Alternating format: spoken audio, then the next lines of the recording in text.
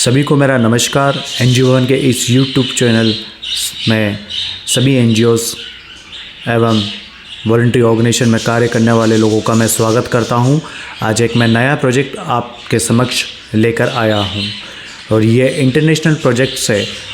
ये ऑर्गेनाइजेशन का नाम है United Nations office on drugs and crime.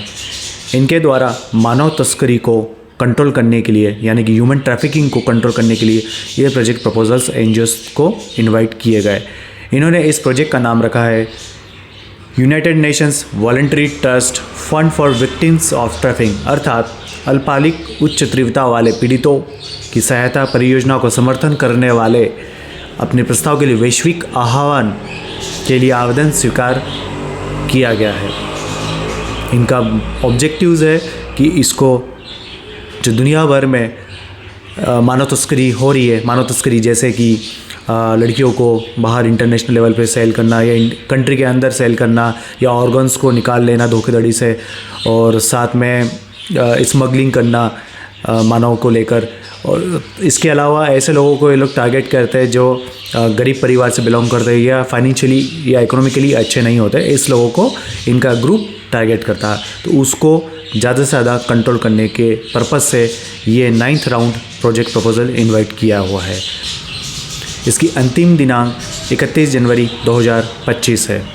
अब मैं आपको बताऊंगा और इसे हमें कैसे प्रोजेक्ट प्रपोजल को ऑनलाइन सबमिट करना है।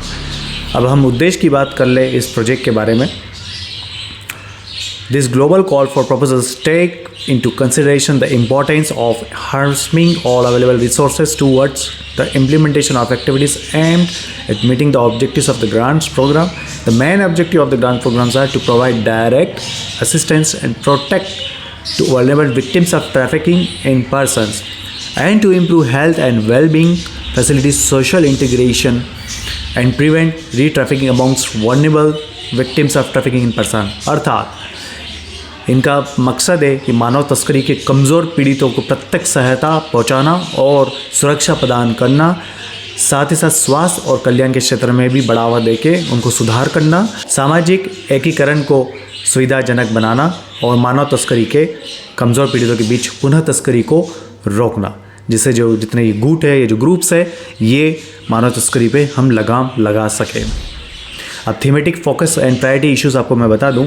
इन्होंने पहले ही इस चीज़ को बोल दिया है कि ये केवल नॉन प्रॉफिट ऑर्गेनाइजेशंस के लिए या जो चैरिटेबल ऑर्गेनाइजेशन है जो केवल ट्रैफिकिंग के लिए पहले काम कर चुका है या करने के इच्छुक है, वो प्रोजेक्ट प्रपोजल इस पर काम कर सकते हैं। अब इनके जो थीमेटिक फोकस है वो 2 फोकस है, वुमेन एंड चाइल्ड डेवलपमेंट।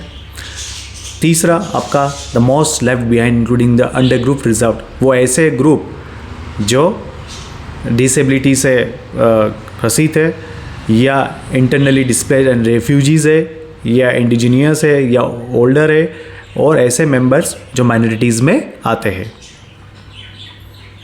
इन्होंने इसके अंदर भी एक प्रायोरिटीज़ को कैटेगराइज कर रखा हो। मैं आपको बता दें वो कौन कौन से प्रोजेक्ट्स के टारगेटेड एरिया हैं जिसको आप इनमें से कोई एक प्रोजेक्ट के टारगेट के ऊपर काम कर सकते हैं। पहला है sexual exploitations, forced labour, organ removal, forced begging, forced crime activity, forced marriage, production of pornography material, recruitment of children into armed groups, child trafficking in sport।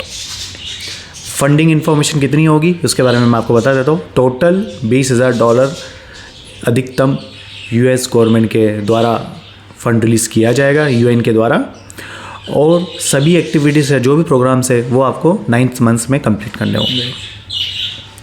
Eligibility criteria की बात करूं तो NGOs, CSOs एंड CBOs या जो ऐसी non profit organisations जिस field में काम करना चाहती है वो अप्लाई कर सकती है और एलिजिबल है।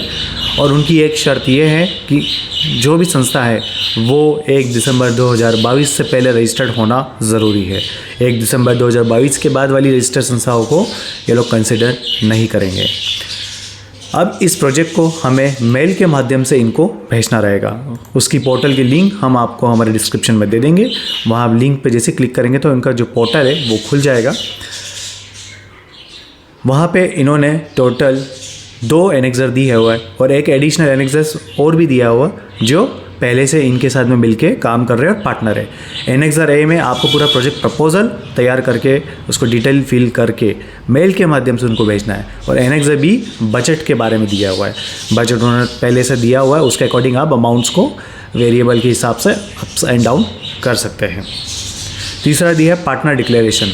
ये उन लोगों के लिए जो ऑलरेडी इनके साथ में पहले से काम करते आ रहा है और वापस से इस प्रोजेक्ट के लिए अप्लाई कर रहा है, तो उन्हें इसके लिए डिक्लेरेशन देना पड़ेगा।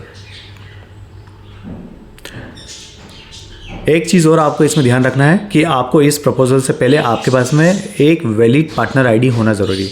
उनको ये प्रूफ दिखाना है कि आप इनके सदस्य बन चुके हैं यूएन के।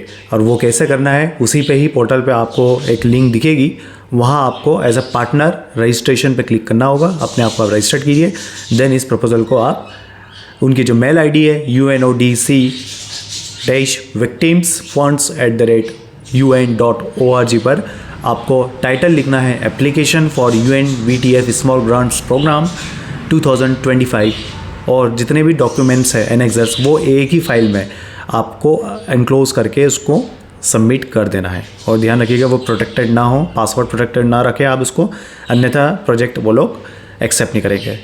इस प्रोजेक्ट प्रपोजल को आप 6 भाषाओं में सबमिट कर सकते हैं। हिंदी नहीं है इसमें, English, French, Spanish, Arabic, Chinese and Russian.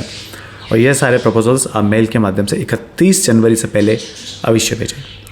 इसके अलावा आपको कोई और सहायता चाहिए, NGO आपके लिए हाजिर है और आप हमें व्हाट्सएप के माध्यम से इसकी जानकारी ले सकते हैं। और प्रोजेक्ट प्रपोजल हमारे थ्रू लगवाना चाहते हैं तो हमें व्हाट्सएप अवश्य करें। अब FCRA क्या है उसके बारे में आने वाले नेक्स्ट वीडियोस में मैं आपको बताऊंगा FCRA क्यों आजकल महत्वपूर्ण हो गया है और FCRA लेने से इंटरनेशनल ग्रांट हम कैसे हासिल करें और FCRA के लिए आवेदन कैसे करें। आप लोग गवर्नमेंट फंडिंग और CSR फंडिंग के लिए तो काम तो कर रहे हैं, बट बहुत से लोग FCRA के बारे में नहीं जानते हैं।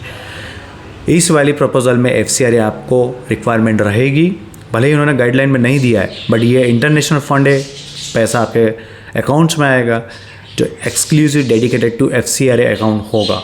तो इस चीज़ का ध्यान रखिएगा। जिनके पास FCRA नहीं है दे आर नॉट एलिजिबल, जिनके पास FCRA है वो ज़रूर इस प्रपोजल को लगा सकते हैं। मुझे उम्मीद है कि आप इस चीज़ को समझ गए होंगे कि प्रोजेक्ट कैसे, कहाँ से और किधर सबमिट करना है। Thank you very much.